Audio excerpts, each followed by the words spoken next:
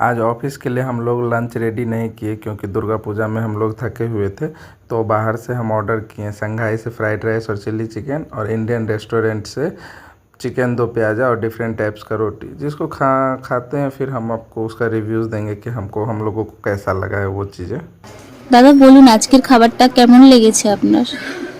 आज का खाना दो जगह से हम लोग मंगाए थे, एक संघाई से और एक इंडियन रेस्टोरेंट से। संघाई वाला मेरे को मतलब उतना पसंद है क्योंकि पहले इंडियन वाला खा लिए थे।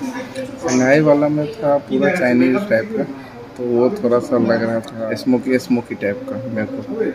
एक वो था इंडियन रेस्टोरेंट का था कि चिकन जो मंगाए थे उसमें तेल थोड़ा ज़्यादा था, तो बाकी उसका ग्रेवी अच्छा था।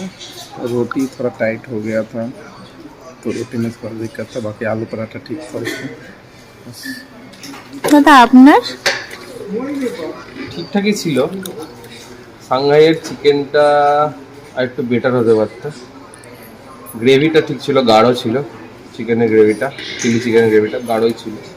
চিকেনটার টেস্টটা একটু অন্যরকম, মানে একটু পুরনো লাগলো চিকেনটা, কিন্তু তার তুলনায় ইন্ডিয়ান রেস্টুরেন্টের চিকেনটা বড্ড ভালো সফট ছিল, আর তার সাথে সাথে টেস্টটাও বেটার ছিল ওটা।